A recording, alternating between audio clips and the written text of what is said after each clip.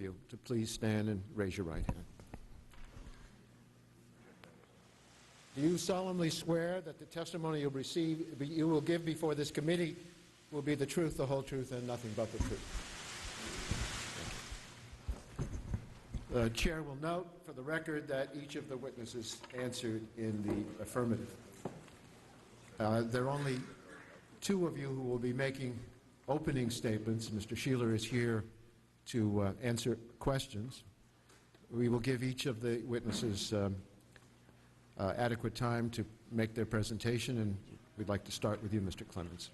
There's a button on the base of the mic. Be sure it's on, and be sure it's close enough to you so that we can hear everything you have to say. Thank you, Mr. Chairman. First, I'd like to express my sympathy to the committee on the passing of Chairman Lantos. A man I understand with remarkable personal history and a man who served this country with great distinction. My condolences go out to his family and all of you. Thank you for allowing me to tell you a little bit about myself and how I've conducted my professional career over the past 25 years. I've always believed that hard work and determination were the only ways to be successful and to reach goals. Shortcuts were not an option. This was instilled in me since I was a young boy by my mother and my grandmother. Over the course of my career, I've had the opportunity to work with many trainers, chiropractors, physical therapists, and other professionals to try and educate myself and to use what knowledge they had to keep my body in the best shape it could possibly be. I met Brian McNamee while playing for the Toronto Blue Jays in 1998. I trusted him, put faith in him, brought him around my family and my children. I treated him just like I've done everyone else I've met in my life, like family.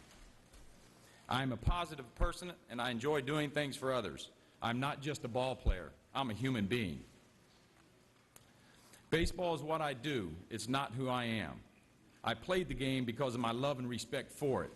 I've devoted my life to it and pride myself an example for kids, my own as well as others. I've always tried to help anyone who crossed my path that was in need. To that end, here we are now with me being accused of steroids and cheating the game of baseball.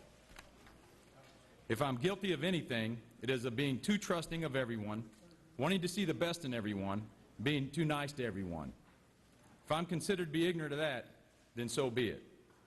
I've chosen to live my life with a positive attitude. Yet I'm accused of being a criminal, and I'm not supposed to be angry about that. If I keep my emotions in check, then I'm accused of not caring. When I did speak out, I was accused of protesting too much, so I'm guilty.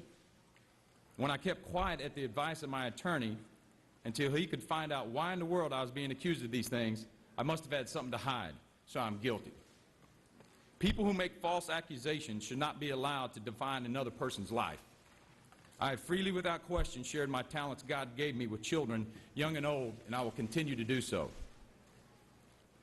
I've been blessed with a will and a heart that carries me on in life. I've had thousands of calls, emails from friends, working partners, teammates, fans, and men that have held the highest office in our country telling me to stand strong. These words are welcome during some very tough times for my family and me. Do I think steroids are good for helping someone's performance? No. In fact, I think they are detrimental. These types of drugs should play no role in the game of baseball or in athletics at any level. Should there be more extensive testing? Yes. I think whatever is necessary for everyone involved to satisfy themselves that is not going on should be done. I've been accused of something I'm not guilty of. How do you prove a negative? No matter what we discuss here today, I'm never going to have my name restored. But I've got to try and set the record straight.